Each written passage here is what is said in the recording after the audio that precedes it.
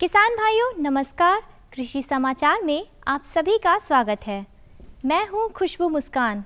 आइए सबसे पहले एक नज़र डालते हैं आज के मुख्य समाचार पर। गेहूं की फसल में सिंचाई का रखें विशेष ख्याल। बड़े जोत वाले किसानों के लिए उपयोगी है कंबाइन हार्वेस्टर यंत्र।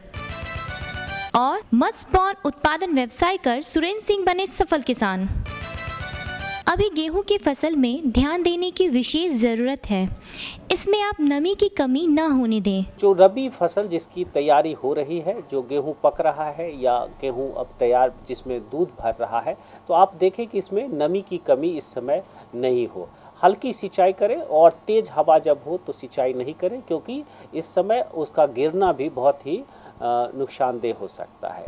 तो शाम के समय जब हवा का बहाव कम रहता है, उस समय हल्की सिंचाई करके आप गेहूं में से भरपूर उपज ले सकते हैं। इस समय एक और चीज़ देखने की बात होती है कि जब आपको अगर मौसम ख़राब होता है तो कभी कभी आपको तेज़ बारिश या तेज़ हवा का सामना करना पड़ता है। और ऐसे में अगर आपको नुकसान संभावित रहता है तो देखना होगा कि जैसे ही फसल पक रहा है तो पकने और उसको काटने और उसको तैयार करके घर में लाने में अधिक समय नहीं लगे। इसके लिए पूरी चीज़ तैयारी करनी चाहिए कि जब जो फिजियोलॉजिकल वैज्ञानिक कहते हैं कि फिजियोलॉजिकल जो मैच्योरिटी है, गेहूं का पक गया है, पूरी तरह से पक कर तैयार हो गया है, तो उस अवस्था में इसकी तैयारी कर ली जाए। जो दलहन और तिलहन है उसका जो खेत में अपने घर तक भंडार तक ले आएं, उसको तैयार करें और भंडार में नमी सही मात्रा में नमी में लाकर उसे सुरक्षित रूप से भंडारित करें। कंबाइन हार्वेस्टर से खड़ी फसल विशेषकर गेहूं, चना, सरसों और मक्का जैसी फसलों की कटनी, दौनी और असौनी एक साथ की जा सकती है। इस यंत्र के उपयोग से श्रम, समय और लागत में काफ़ी बचत होती है। यह बड़े जोत वाले किसानों के लिए काफ़ी उपयोगी कृषि यंत्र है। ये है बिहार के पूर्वी चंपारण जिले के प्रगतिशील किसान सुरेंद्र सिंह। इन्होंने अपनी मेहनत और आत्मविश्वास के बदौलत छोटे से पैमाने पर मत्स्य पौन उत्पादन व्यवसाय शुरू की, किंतु आज ये अपने मत्स्य प्रजनन केंद्र से 1.5 करोड़ रुपए का स्पॉन उत्पादन कर क्षेत्र के अन्य किसानों के लिए प्रेरणा स्रोत बने हुए हैं। पहले कलकत्ता से बच्चा लाकर मैं बेचा करता था, लेकिन मैंने जब देखा कि चंपारण में काफ़ी सीड की खपत है और मैंने जब कलकत्ता को ढूंढा देखा तो यहाँ पर मुझे बहुत से रोजगार मिलने की संभावना दिखाई दिया और मैंने एक छोटा सा प्रजनन केंद्र खोला और खोल कर आज धीरे धीरे उसको आज बहुत विस्तार किया और आज मेरा प्रोडक्शन 1 से 1.5 करोड़ बच्चा का डेली का है। किसान भाई, गर्मा टमाटर लगाने का उपयुक्त समय मार्च महीना है। इसके लिए बीज दर मुख्य फसल के लिए 500 से 700 ग्राम प्रति हेक्टेयर है। वहीं संकर प्रभेद किस्म के लिए 150 से 200 ग्राम प्रति हेक्टेयर का उपयोग करना चाहिए। किसान भाइयों, आमदनी बढ़ाने का एक अच्छा एवं सुगम उपाय है कृषि वानिकी। ओल लगाने का समय मार्च से अप्रैल महीना है। इसके लिए उन्नत प्रभेद है राजेंद्र ओल, जिसकी उपज क्षमता 50 से 55 टन प्रति हेक्टेयर है। दर्शकों, अब आपको लिए चलते हैं मंडी की ओर, जहां आप मंडी के भाव में आई उछाल और गिरावट के बारे में जानेंगे। आइए अब चलते हैं इनकम टैक्स चौराहा फल मंडी और जानते हैं विभिन्न फलों के भाव। अंगूर 80 रुपए किलो है, बैर भी 80 रुपए है, पपीता 40 रुपए 30 रुपए किलो है, संतरा 50 रुपए 60 रुपए किलो है, केला आपको 40 रुपए 50 रुपए दर्जन है। और आइए अब लेते हैं मौसम की जानकारी। मौसम वैज्ञानिकों से मिली सूचना के अनुसार कल का अधिकतम तापमान 26 डिग्री सेल्सियस और न्यूनतम तापमान 18 डिग्री सेल्सियस रहने की संभावना है। दर्शकों, अभी आपने खेती की नई नई तकनीकों, मंडी भाव और मौसम के बारे में जाना। आइए अब हम आपको कृषि दर्शन के अगले भाग में लिए चलते हैं, जहां आप हमारे स्टूडियो में बैठे कृषि विशेषज्ञ से सीधा संपर्क कर अपनी समस्याओं का समाधान पा सकते हैं।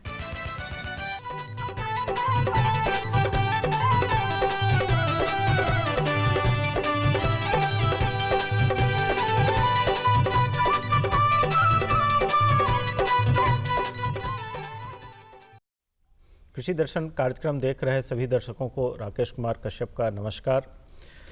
किसान भाई तकनीकों की जानकारी आपको देते रहे हैं, परंतु साथ साथ हम सरकार के विभिन्न योजनाओं पे भी चर्चा करते हैं। तो आज उसी में से एक विषय हमने लिया है कि सेंट्रल बैंक ऑफ इंडिया के द्वारा ग्रामीण क्षेत्र के किसानों के लिए कौन कौन सी सुविधाएं दी जा रही है। और इस विषय में हमारे साथ विशेषज्ञ के रूप में भाग लेंगे श्री सुरेश कुमार राय, जो फील्ड जनरल मैनेजर हैं सेंट्रल बैंक ऑफ इंडिया के। और आप भी हमें हमेशा फ़ोन करते हैं और यह जानना चाहते हैं कि बैंकों से आपको कौन कौन सी सुविधाएं मिल रही है या आपको कोई परेशानी हो रही है। तो आज यह एक बेहतर मौका है कि आप अपनी समस्याओं के साथ हमसे जुड़ सकते हैं और हमारे विशेषज्ञ से उस पर इनकी राय ले सकते हैं कि उसका समाधान कैसे हो। तो उसके लिए आप अपना फ़ोन उठाएं और हमें हमारे टोल फ्री नंबर पे फ़ोन करें। हमारा टोल फ्री नंबर है 1800।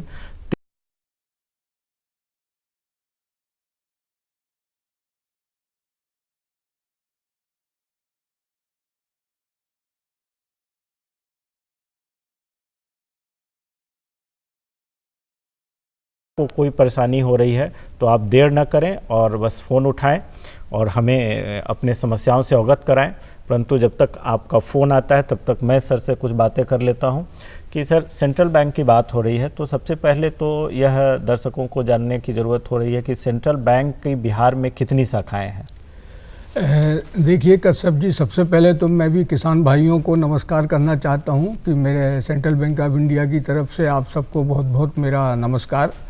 और आपने जो अभी बात पूछी तो सेंट्रल बैंक ऑफ इंडिया की हमारे बिहार के अंदर 435 शाखाएं हैं कुल। इन कुल शाखाओं में ग्रामीण क्षेत्र में कितनी शाखाएं हैं? जी, ग्रामीण क्षेत्र में हमारी 256 शाखाएं ग्रामीण क्षेत्र में हैं। इसके अलावा एक हमारा सबसे बड़ा नेटवर्क जो है मध्य उत्तर बिहार ग्रामीण बैंक, जो कि एशिया का सबसे बड़ा बैंक है और इसकी 1020 शाखाएं हैं।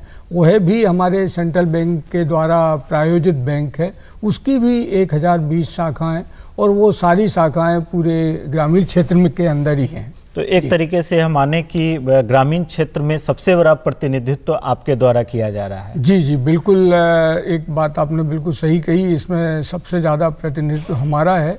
और इसमें भी एक लीड बैंक भी 10 जिले में हम लोग अपने लीड बैंक का दायित्व भी हम लोग निभा रहे हैं। तो इस प्रकार से हमें लगता है कि ग्रामीणों के विकास में आपकी जवाबदेही भी सबसे बड़ी हो गई। जी बिल्कुल, चूँकि लीड बैंक का दायित्व एक पूरा सर्वोच्च दायित्व होता है, तो वो दायित्व भी हमको निभाने का यहाँ मौका दिया है, जिसके अंदर हम सभी ग्रामीण वासियों की सेवाएं करने के लिए हम तत्पर हैं। चलिए, एक किसान भाई जुड़ गए हम लोग के साथ, जरा उनका प्रश्न ले लें। हेलो जी, आप अपना नाम बताएं। जी सर, मैं राजेश यादव बोल रहा हूँ सर। राजेश यादव जी, कहाँ से बोल रहे हैं? सर हम दरभंगा और गांव हमारा ताराला ही हुआ सर। ठीक है, आप अपना प्रश्न बताएं। सर प्रश्न है सर, मैं एक छोटा किसान हूँ सर, 5-6 बीघा जमीन है मेरे पास। तो मैं इसमें सर एक गेहूं की जो है फसल करता हूँ सर। तो उसमें कुछ यंत्र जो है सर हमारे पास है नहीं, जैसे काटने के लिए सर कुछ होता है सर, थ्रेसर वेसर, और बुआई के लिए जो हमारे पास जो ट्रैक्टर होता है सर वो नहीं है। तो मैं ये पूछना चाहता हूँ सर, बैंक ऑफ इंडिया से हमें क्या मिल सकती है सहायता सर? ये सब बहुत अच्छा प्रश्न है आपका कि आप खेती कर रहे हैं और खेती में यंत्रों की ज़रूरत होती है, और उन यंत्रों के लिए बैंक के द्वारा क्या और कैसे इनको सहायता मिल सकती है? बहुत अच्छा प्रश्न पूछा है और आपने अपनी आवश्यकता बताई है। इसके लिए बैंक में एक हमारे यहाँ पर फार्म मैकेनाइजेशन की एक योजना है। उस फार्म मैकेनाइजेशन में हम लोग एक तो ट्रैक्टर के लिए ऋण देते हैं, दूसरी यदि ट्रैक्टर के लिए नहीं तो छोटे छोटे इम्प्लीमेंट जो होते हैं, जैसे बुआई की मशीन है या आपके हार्वेस्ट करने के टाइम पर जो मशीन है वो हुआ, या आपका हैरो है, तो जो भी यंत्र या ट्रैक्टर है आपके पास तो खाली ट्राली चाहिए। तो इस प्रकार से जितने भी कृषि यंत्र हैं उनके लिए भी एक फार्म मैकेनाइजेशन की स्कीम हमारे पास है। उसी स्कीम के अंतर्गत हम आपको लोन देंगे, और अगर आपकी कोई आवश्यकता है इससे संबंधित तो हमारी नज़दीक की शाखा में आप जाएंगे, शाखा प्रबंधक से मिलेंगे, वो आपको आपकी ज़रूरत के हिसाब से ऋण योजना बता देगा, आप उसकी फॉर्मेलिटी पूरी कर देंगे और उसका लाभ ले सकते हैं। मैं भी आपको दर्शकों एक जानकारी और दे दूं, जब आप सरकारी योजनाओं की भी बात करते हैं तो बैंक और सरकारी योजनाओं को मिलाकर यदि यांत्रिकरण का आप लाभ लेते हैं तो निसंदेह आप बहुत बेहतर कर सकते हैं। सरकार के द्वारा यंत्रों के उपयोग के लिए और यांत्रिकरण के प्रोत्साहन के लिए एक विशेष प्रयास किया जा रहा है, जिसमें आप किसी भी प्रकार का यंत्र, कोई भी यंत्र यदि आप लेना चाह रहे हैं, और जैसा आपने बताया कि अगर आपके पास 5-6 एकड़ ज़मीन है तो 5 एकड़ के दायरे में सारे यंत्र आते हैं, तो हर यंत्र पे अनुदान है। अनुदान के अलावा जो राशि की ज़रूरत पड़ती है उसके लिए बैंक तैयार है, तो आप सरकार के अनुदान का लाभ लें, बैंक से वित्तीय सहायता लें और यंत्रों का क्रय करें। क्रय कर कृषि में यांत्रिकरण को आप बढ़ावा दे सकते हैं।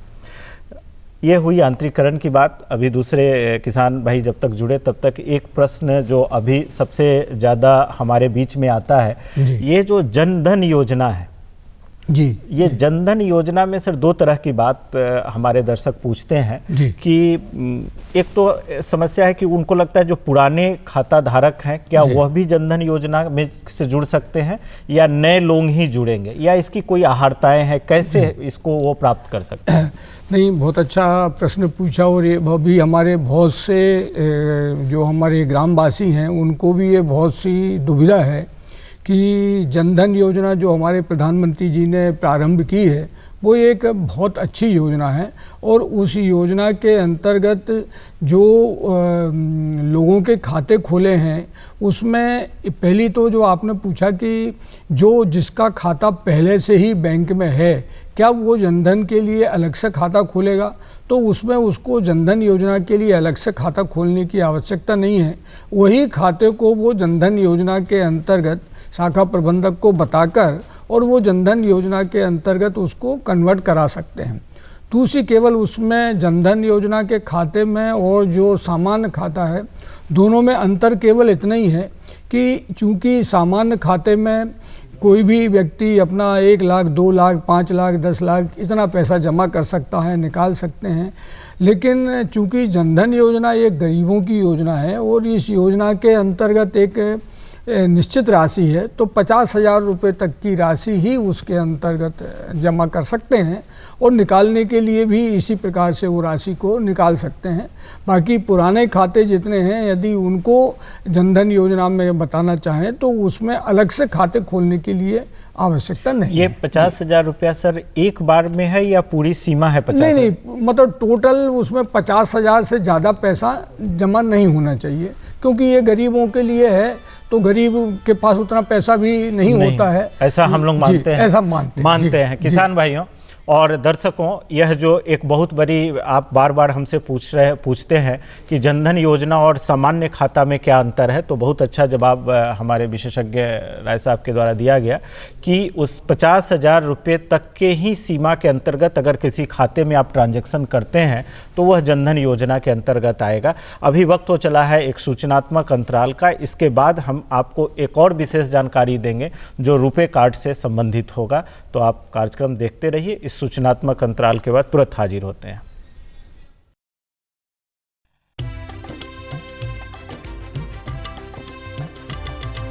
सहकारिता के बल पर विकास के लिए उठे कदम, जन सहकार की ताकत लेकर आगे बढ़ते जाएं हम। जन जन ने इस क्रांति में है विश्वास जगाया, हम सब ने मिलकर विकास का परचम है फहराया।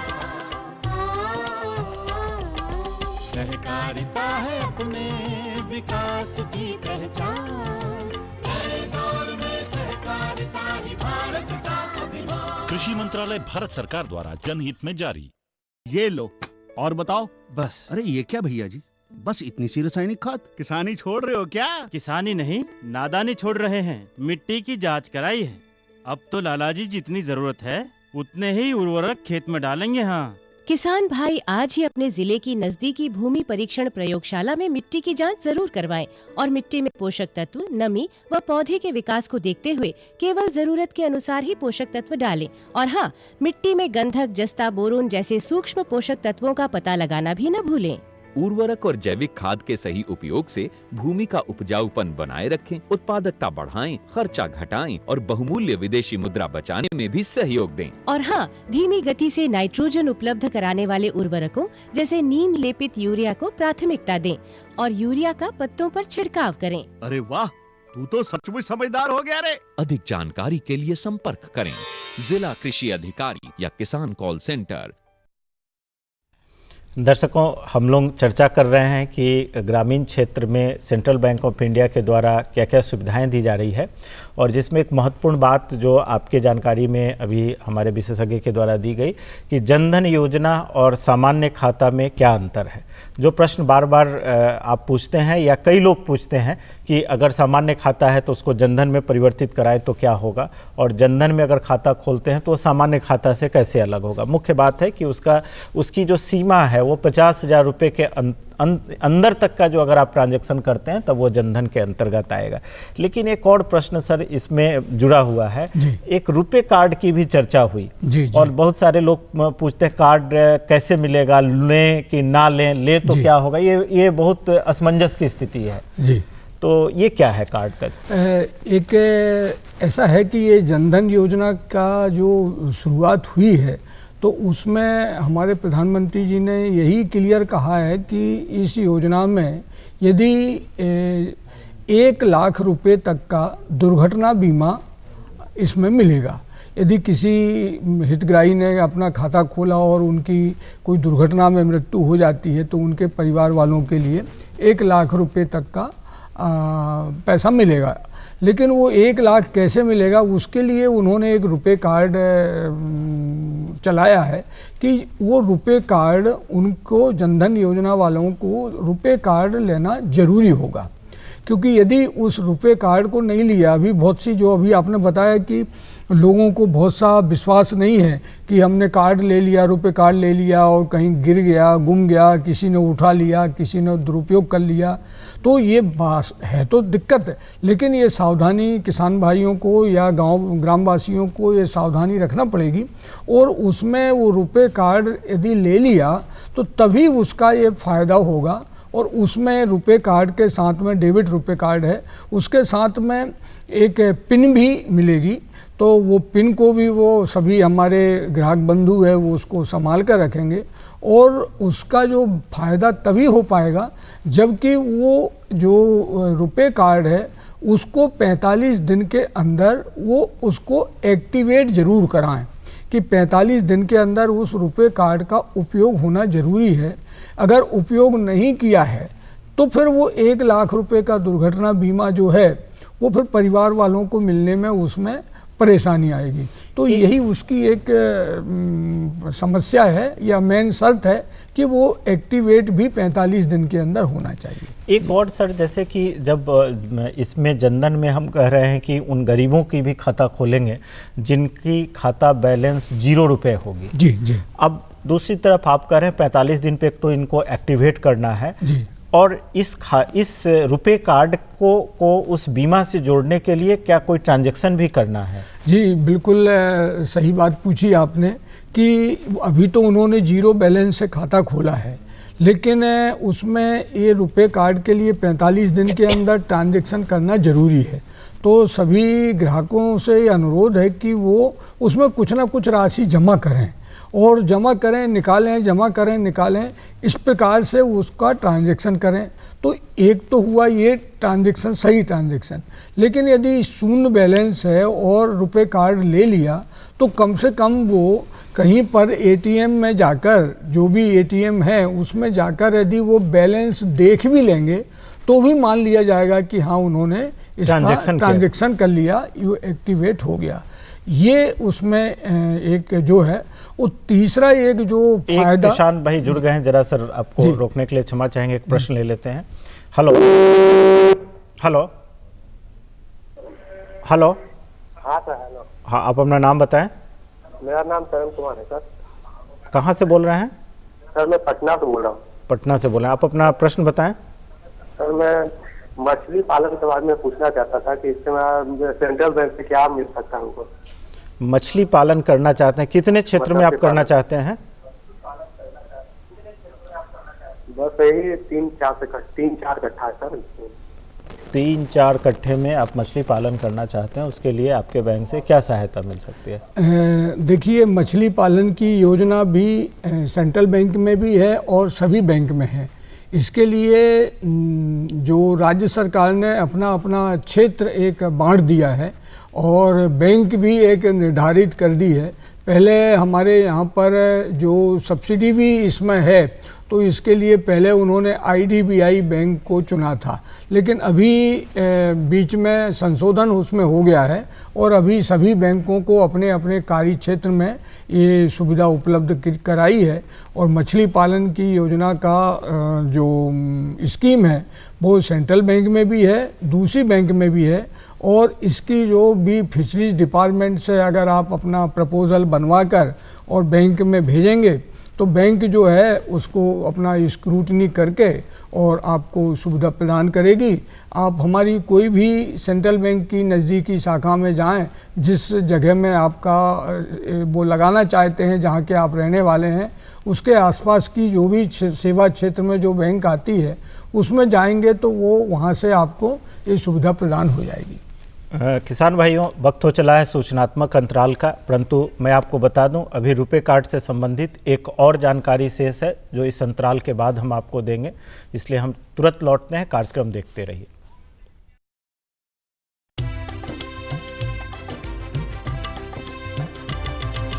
सहकारिता के बल पर विकास के लिए उठे कदम, जन सहकार की ताकत लेकर आगे बढ़ते जाएं हम। जन जन ने इस क्रांति में है विश्वास जगाया, हम सब ने मिलकर विकास का परचम है फहराया। दूर जहां सूरज उगता उस धरती से मैदानों तक, हिम शिखरों के श्वेत बर्फ से हिंद महासागर तक। श्वेत क्रांति हो हरित क्रांति या ग्राम विकास की बात, एकता ही धर्म हो अब चाहे दिन हो या रात। हिंदू मुस्लिम सिख ईसाई सबने कदम बढ़ाया, हम सब ने मिलकर जब ये अभियान चलाया। कृषि मंत्रालय भारत सरकार द्वारा जनहित में जारी। क्या करूं? हाँ मैं ऐसे ही करूंगा। हाँ अच्छा मैं जा रहा हूँ। अच्छा जी जी जी हाँ जी जी जी। किससे बात कर रहे थे इतना हंस हंस कर? किसान कॉल सेंटर, विशेषज्ञ से खेती के बारे में सलाह ले रहा था। सुबह भी रात को भी?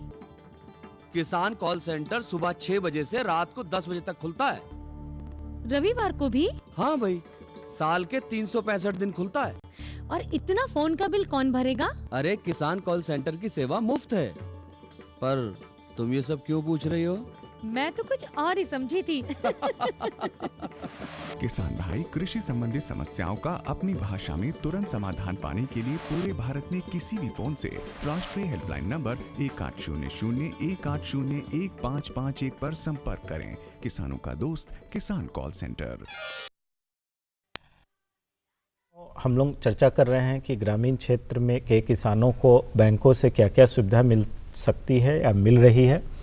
2-3 महत्वपूर्ण चर्चा जो आज हुई उसमें पहला है कि जनधन योजना का मतलब क्या है, कौन से खाते को जनधन योजना में आप जोड़ सकते हैं। दूसरी बात है रुपे कार्ड। रुपे कार्ड जो लेने पे शंका आपको होती है, हो रही है कि लेंगे तो खो जाएगा या कोई निकाल लेगा, परंतु रुपे कार्ड से मिलने वाले लाभ जो हैं, बीमा की जो लाभ है वो एक बहुत ही बेहतर लाभ है, लेकिन उसके लिए आपको उसमें ट्रांजैक्शन करना होगा। लेकिन उससे भी कम अगर आप करना चाहते हैं तो 6 महीने में आपको ATM में जाकर उसके बैलेंस को भी अगर आप देखते हैं, या कोई भी बैंक के साथ एक संबंध की बात होती है।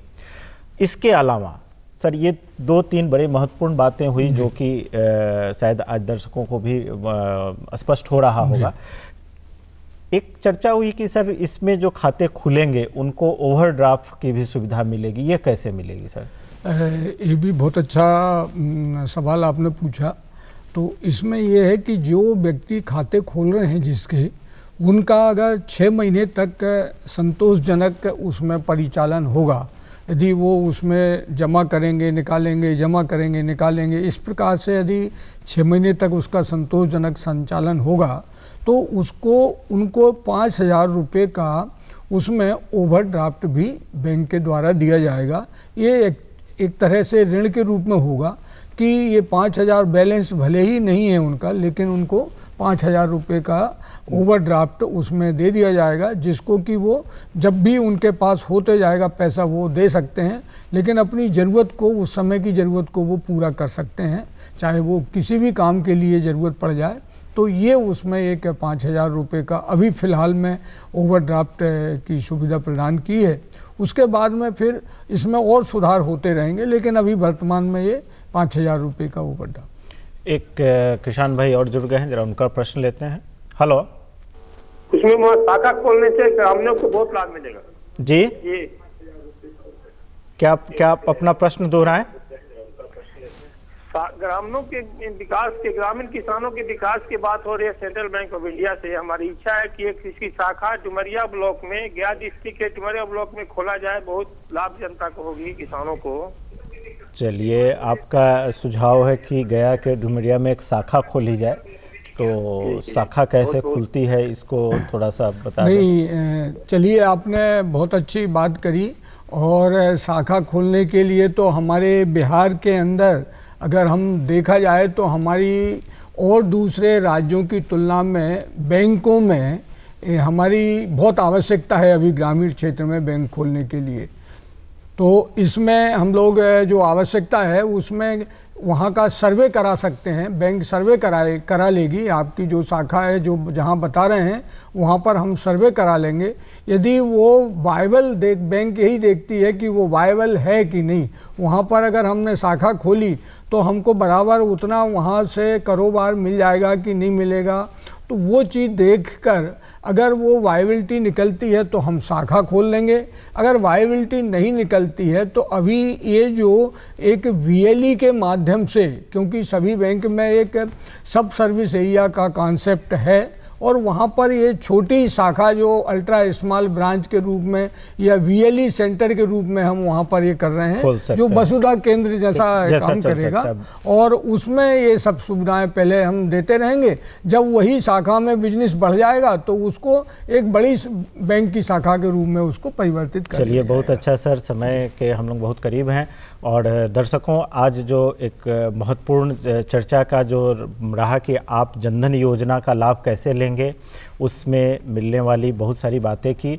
और हमारे साथ विशेषज्ञ सुरेश कुमार राय जी हैं। सर आज आप आए और हमारे दर्शकों को बताया, ये एक बहुत महत्वपूर्ण बात थी। लेकिन जो दर्शक हमारे यह कार्यक्रम देख रहे हैं, अभी इससे संबंधित और भी कोई जानकारी आप चाहते हो या आपके मन में कोई प्रश्न हो जो रह गया है, तो आप हमें पत्र लिखें। हमारा पता है कृषि दर्शन द्वारा निदेश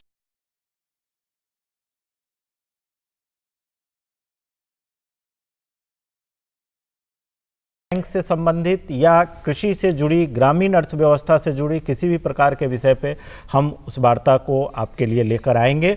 और आज किसान भाइयों के हित में बहुत सारी बातें हुई सर, जिसमें जो सबसे बड़ी समस्या थी कि जनधन के खाते और सामान्य खाते कैसे होंगे और उसकी क्या निटिग्रिटी है, क्या उसमें समस्याएं होती हैं, ये सारी चर्चा की। और रुपए कार्ड को लेकर जो एक लोगों के मन में भ्रांति थी वह भी दूर किया। इसके लिए सर आज आपका बहुत बहुत धन्यवाद। और हम आशा करते हैं कि इससे जुड़ी और भी बहुत सारी बातें जो रह गई है वो हम लोग अगली वार्ता में दर्शकों को अपने बताएंगे सर। चलिए, बहुत बहुत धन्यवाद आपको, बहुत बहुत सभी किसान भाइयों का बहुत बहुत धन्यवाद।